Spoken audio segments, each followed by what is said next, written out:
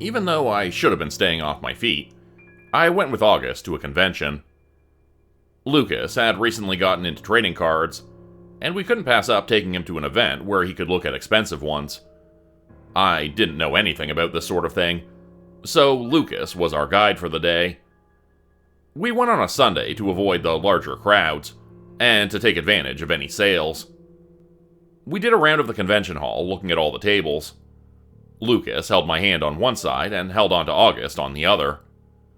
Good thing Lucas had short legs so I could keep up with him. After the first tour, August asked if I could babysit for a while so he could start buying gifts.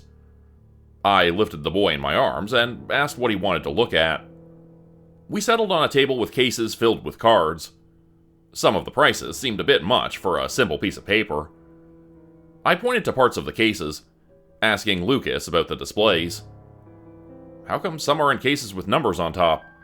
I asked him. "Those are graded cards," Lucas said, his little arms wrapped around my neck. His voice was soft, and he appeared a little nervous. He was enjoying himself, but being around so many people still stressed him out a little. "Oh, so the number's the grade. So a 10 would be worth more than an 8, right?" He nodded, then thought for a moment.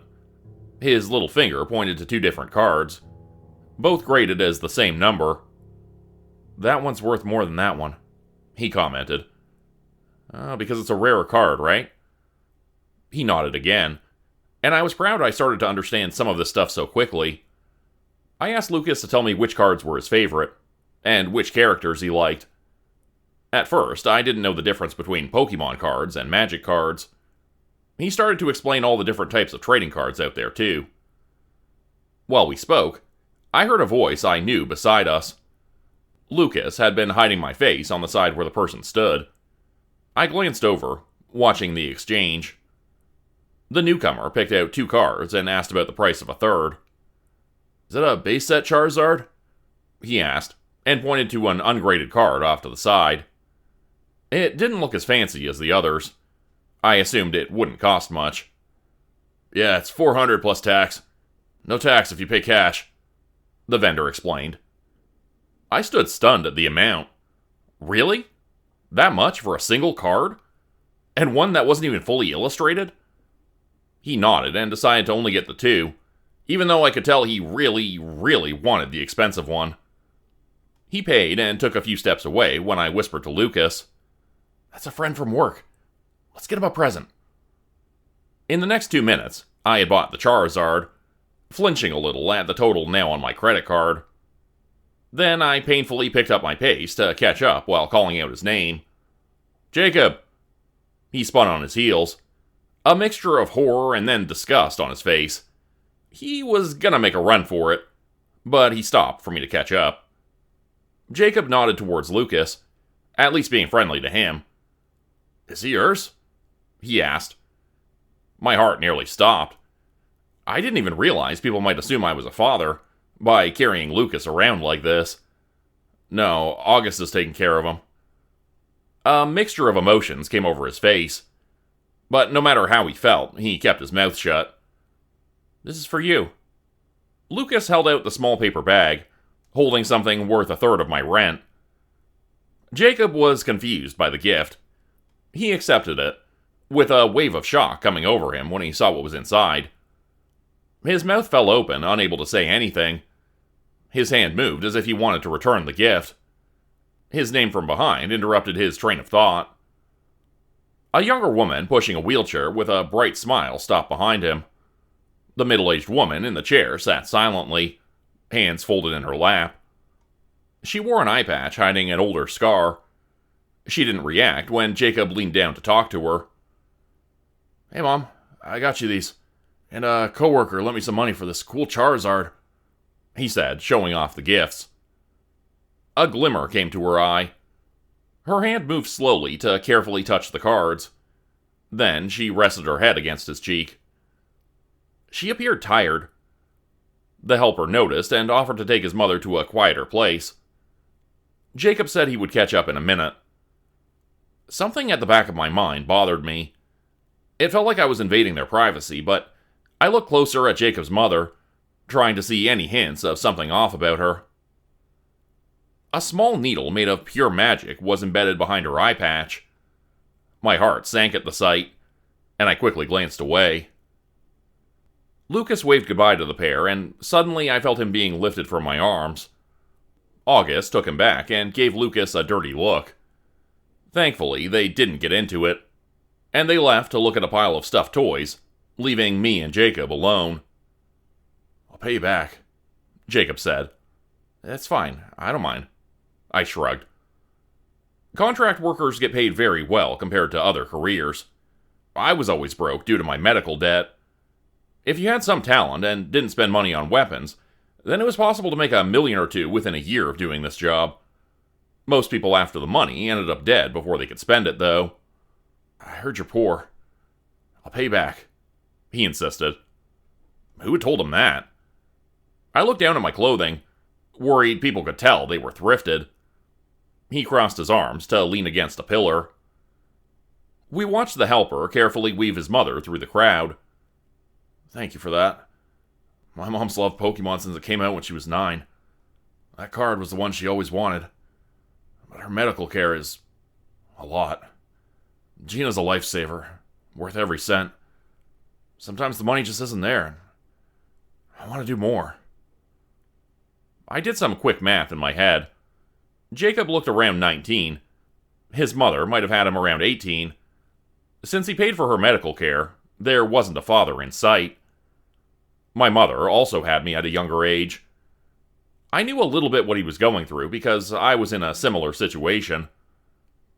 "Can I ask something personal?" I asked him. He narrowed his eyes, but let me go on. "The person who hurt her, was it an insect-type creature?" I kept my voice low, even though no one in the crowded hall would care what we were talking about. His face went slack, then his cheeks turned slightly red. I had brought up a very sore spot. To his credit, he remained rather calm. "How did you know about that?" he hissed, looking like he wanted to punch my teeth in. "I can see magic better than most humans. She has a needle still stuck behind her eye. Some insect and parasite creatures will inject their victims with such things to control their actions or make them docile. Normal doctors won't be able to see it or treat something like this. I can get you in contact with a doctor that can, but I don't know what damage has already been done. But after it's removed, she might improve in small ways, like getting her speech back." A flood of emotions came over him. He hated supernatural creatures because of what they did to his mother, and yet, one may be able to help her. "How can I trust you? All this might be a way to lure her into becoming a meal," he said behind gritted teeth. I shrugged, unsure of how I could prove there were some good creatures out there. I hated the idea of his mother suffering for longer because of his lack of trust, but I understood his reasoning. "It'll be through the corporation. It's up to you if you're comfortable with this. I'll just give you the information." He kept his arms folded as he internally debated on what to do. August came back with Lucas in tow. He started to pester me for some money as he ignored the current mood. "There's this large Gengar we want, but I'm out of cash," he said, gesturing towards the plushie stall. "Didn't you bring along like $3,000 today?" I asked with a raised eyebrow. "Yeah, but I spent it," he said without a hint of shame. He held his hand out, expecting money. I pulled out my credit card, but refused to give it to him. I would go over with them to buy whatever they wanted, instead of trusting him with my PIN number. Lucas said they didn't really need the toy, horrified over how much his father had already spent in such a short amount of time. I assured him I didn't mind getting him and August a gift. From the look of things, August was the one who wanted the toy the most. I needed to tell Jacob one last thing before I walked away. "No matter what you decide, you've done an amazing job taking care of her. Your mother's lucky to have you." He rubbed his nose, holding back a response. He didn't like me and couldn't accept supernatural creatures, but I was making it really hard for him not to change his mind. August dragged me away and pointed out a plush larger than Lucas. The price hurt a little, but seeing Lucas happy made it worth it. What's the point of doing life-threatening jobs if I wasn't going to spend the money on something other than a debt? The toy was massive. Somehow I was the one who got stuck carrying it around the convention hall. After lunchtime, Lucas started to fade. He needed a nap, and we were broke. August carried all his bags, and his adopted son in his arms. When Lucas passed out, we used a magic door out of sight to get back to his place. I planned to leave for the day. My ankle was killing me. I nearly made it out the front door when our cell phones rang. An emergency request came in for some assistance. We needed to decide fast to accept the job or not. Lucas was still asleep, but August didn't like leaving him alone. Evie answered the call. She entered the house at the same time we left, her eyebrows raised at the pile of goodies August bought that day. The job was simple. A friendly creature was attacked at a hoarder's house. They were in the middle of cleaning, and sent out an urgent request to be saved. Recently, the corporation had hired trash collectors, which I heard were slightly different than scene cleaners, but the jobs did often overlap. Mostly weaker creatures and humans were hired. It should have been a low-risk job. When the call came through, there weren't any free agents. Or it was possible a certain office supervisor didn't want to waste an agent's time, and just passed it over to contract workers. August easily kicked down the door, wasting no time to see what we were dealing with. Half of the lower floor had been cleaned before the attack started. A broken canvas wagon lay on its side, torn apart by sharp claws. A scream came from upstairs, causing us to push through the garbage trying to reach the victim in time. The place smelled foul, and the narrow pathways made it hard to move. My heart beat hard as I feared we arrived too late. August kicked down another door, and recoiled for a moment at the burst of air that smelled like rotting flesh. We entered the room and into a gruesome sight. A pale man dressed all in black held a smaller creature at knife point. The room had been cleaned and turned into a place of death. 3 rotten bodies with their faces covered were stitched together at the other side of the room. The sight nearly made me gag. Countless papers with odd writing covered the walls. It looked like someone had tried writing a summoning spell using every single language he knew, and even tried to recreate the common language creatures used. We couldn't act while he still had a hostage. I stood frozen in place trying to plan out our next move. What was this guy up to? From the look of things, he wanted to summon a creature from another world. But what? How did a trash collector even stumble into this mess? Was this house not cleared of threats beforehand? "Move and he dies," the man said in a raspy voice. This man was serious. The issue was he planned on killing the creature no matter what we did. The trash collector looked like a human, with large pointed ears and wild hair, dressed in layers of worn-down clothing. Gritting my teeth, I kept looking around the room for any way to save the poor creature. He looked to be on the verge of tears. Suddenly, he was thrown to the ground. The knife left a long cut across his small cheek, causing droplets of blood to hit the floor.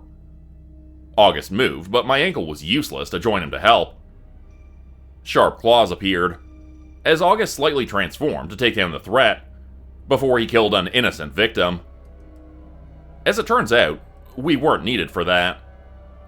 The small trash collector screamed and pushed against his attacker's chest. He stuck a slip of paper on his attacker's black sweater, and then curled into a ball with his hands over his head. The man wasn't aware of what the paper did, but he knew he needed to remove it. He didn't get the charm away in time. The room shook and parts of the walls became painted with blood. Since August had been behind the attacker, he also got covered in gore.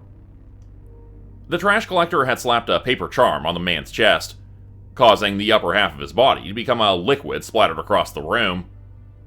I'd only ever used paper charms on monsters. I never realized what kind of damage one could do to a human. August stood shocked over what had happened. As he recovered, I went over to the small cleaner, bending down to his level. I offered him a tissue for the tears that started to form. "Killed," he hiccuped. unable to get the words out. I carefully put a hand on his shoulder, trying not to startle him. It was perfectly reasonable to defend yourself. Exploding someone was pretty traumatizing, though. I understood how upsetting this could be to someone who had never hurt a person before. We had all day, so I was willing to take it slow and let him calm down. "Can I adopt him?"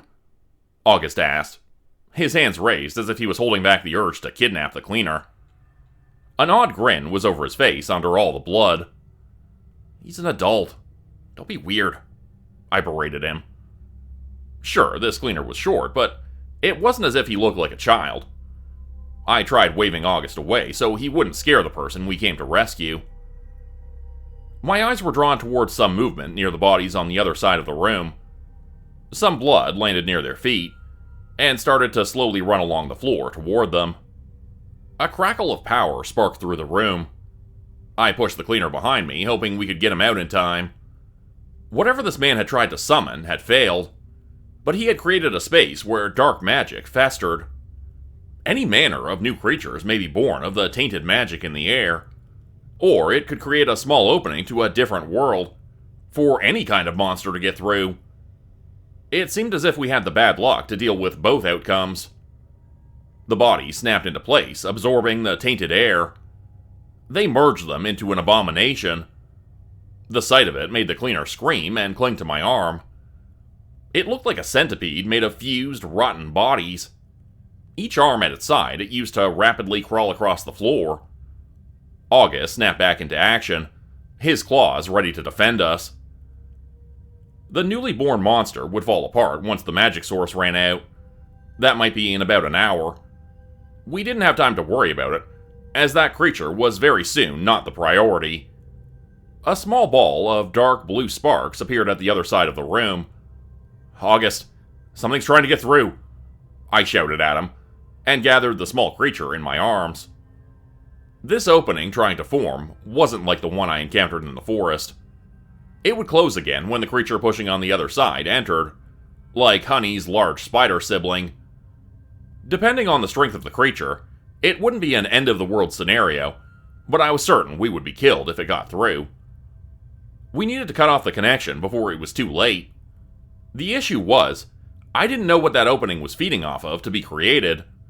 There were small items littered across the floor, not to mention all the different pieces of paper all over the walls that could hold a spell. To make everything harder, the creature August had started to fight decided to split off. In a flash, the bottom half formed into another centipede, and raced towards the weaker ones in the room. The cleaner yelped and leaped from my arms. The poor thing ran on all fours around the room, while being chased by the monster hot on its heels.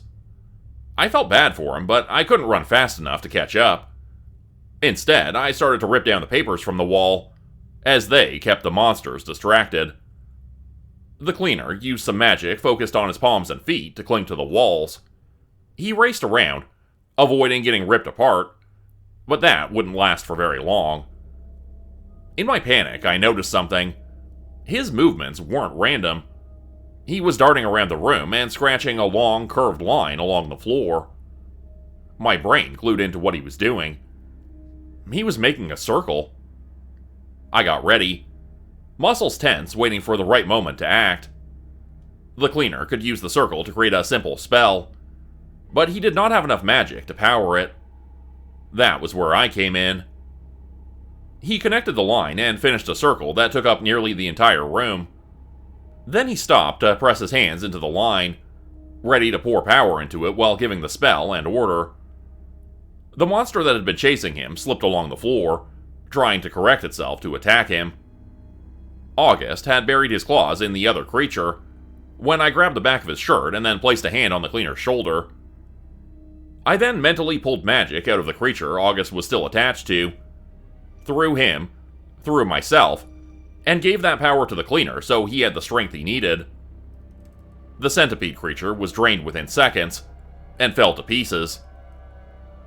Normally, this sort of thing wouldn't work, but it had been made in such a sloppy way that stealing away power wasn't an issue. This stunt hurt all of us, much like an electrical current would, but it was better than dying. The spell the cleaner created was the same one that had been in the dumpster when I worked with Rory. All the papers, blood, junk, and even the remains of the body sank into the floor, to be sent off to be burned. It was a spell that only affected non-living things inside the circle. We were safe, but the other creature sank halfway into the floor. It wasn't fully alive, so it wasn't fully affected. The cleaner could not keep the spell going. He collapsed on the ground, cutting off the connection. The centipede creature's lower half was also cut off when the spell stopped. I had hoped we were in the clear. Whatever had been causing the opening to be created disappeared, and the connection got cut off. We took care of the two monsters in the room, but we weren't fast enough. A burst of power knocked me off my feet.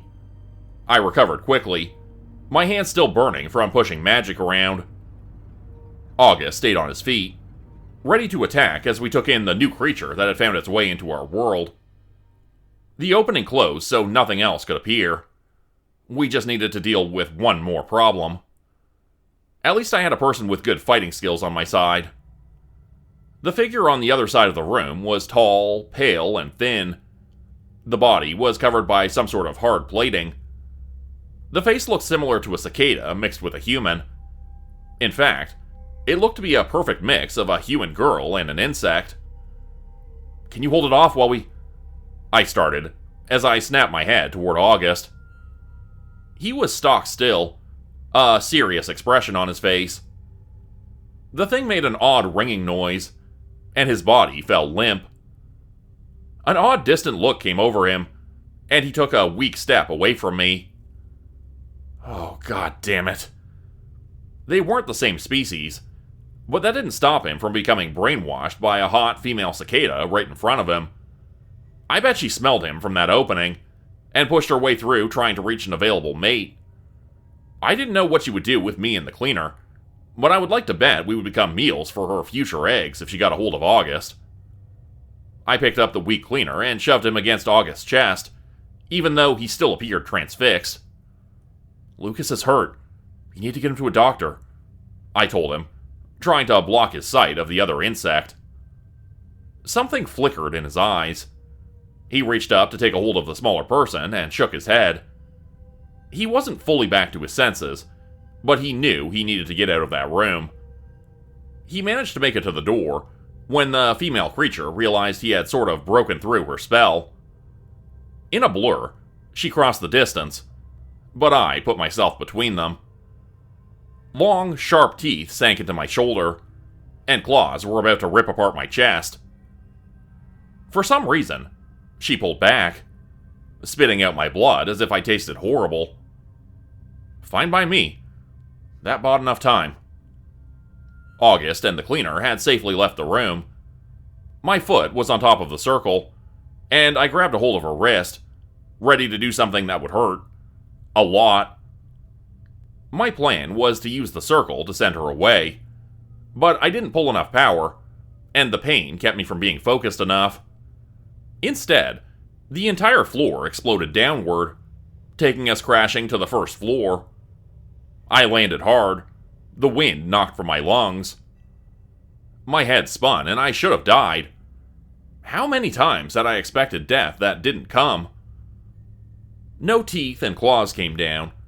The monster that should have fed on my flesh stood up from the debris, and then got her head neatly sliced from her body. It was over before I even opened my eyes again. A voice I knew said something as I was hauled back to my feet. I found myself supported by a cool body. "Ito?" I asked, confused as to why he was there. "Why did you take a job before you were fully healed? Take better care of your body," he snapped when he pulled away. I looked him over to see scratches all over his porcelain face, and his arm missing. Again. He must have just finished a job and rushed over. "Kettle calling the pot and all that," I replied, and got a deserved punch to the arm. "I can replace parts. You can't," he huffed. Well, I did get my leg replaced, and it was the main cause of my debt. Something like that wasn't cheap, and I didn't feel like getting into all that with him. Is August and the other person okay? I asked and looked around the room. I spotted them near the doorway, shocked over how I crashed through the floor and lived. The cleaner spotted his ruined wagon nearby. The entire day finally overwhelmed him. He broke down crying, because it was his main source of income. August couldn't help himself from acting like a concerned parent, and assured him he would get him a new wagon. My entire body hurt, and I needed to rest against Ito to remain upright. Then, 2 more people entered the house. They were not the pair I ever thought I would see together, let alone in a place like this. Klaus gave us a friendly wave, as a shorter person stayed by his side, arms behind his back, studying the scene. I had only met Lupa once or twice before, and it was quick. I hadn't heard good things about him. He was an office supervisor. They dealt with a lot, but their main duty was to assign agents or contract workers to jobs. In a way, they held the lives of the ones who worked for them in their hands. Lupa was short with soft brown hair. Most of his height appeared to be 2 large rabbit ears. He wore a brown vest and pressed pants that were cut off at the knees, so his animal legs could move freely. He appeared to be a cute, nearly middle-aged rabbit man, but that image quickly wore off, once it became clear how ruthless he could be. From what I'd heard, he believed weaker creatures were nothing but a resource to be used, that the weak needed to become prey for the world to keep moving. At least that kind of outlook didn't rub off on Klaus. These 2 are heavy hitters, so why were they here? Klaus held one of the papers from inside the room that the cleaner had been in. I squinted at it, trying to read what it said. The word was written in the common language of creatures, but I figured it out in a few seconds. Unfair exchange? No. It meant something closer to greed. Ito, can you get Richmond treated in the office and then take him home? Klaus asked, but his smile appeared strained. Agent Ito, Lupa corrected. I doubted he liked how informally Klaus acted around us. Sorry. Pretty please, my little sweet Agent Ito? A swift kick came from Lupa to the back of Klaus's leg, as his face remained collected. Lupa swiftly turned to head upstairs, to get a better look at the house in case we missed anything. What are you 2 doing here? Is something going on? I asked, and Ito's face fell. Agents normally don't question the higher-ups. They understood some stuff needed to be kept a secret. Klaus shrugged, brushing off my comment. Not really. But I think Lupa is after a promotion, to become the head office supervisor. So he wants something to be going on. Go along now. We'll clean this up. I nodded and let him leave. August was well enough to get the person we saved back home, and that left Ito to drag me towards the door, so he could use a key that took us back to the office. I hated going in for medical treatments. Cases like these were paid by the person who asked for help, but there was no way I would ever demand payment from that little cleaner. So these treatments were going to be put on my credit card. Today turned out to be an expensive one. How about we skip the office? I offered Ito. He raised an eyebrow, and only needed to press a finger into my injured shoulder to make his point clear. Since his treatments were different, I was abandoned in the office clinic to get cleaned up. He came back to make sure I got home safe, and made veiled threats if I went against my bed rest. I promised him I would let myself heal fully, knowing if a well-paying job came up, I would break that promise. After all, bed rest doesn't pay my bills, or keep me fed. Become a channel member today for early access, bonus videos, and special emojis only available to members. Check out the description below or click the join button for more info. If you'd like another way to help support the channel, please consider joining my Patreon page at patreon.com/JordanGroupHorror. As a patron, you'll get access to bonus videos and content. You'll be credited at the end of every video going forward, and if you decide to stay for 3 months, I'll name a character after you which will be featured in a Hollow's End story. Links to join the Patreon are in the description. thanks everyone for listening. Please like, subscribe, and comment to help the channel continue to grow. And see you again next time at 4 p.m. Eastern Standard Time. Hope you have a great night.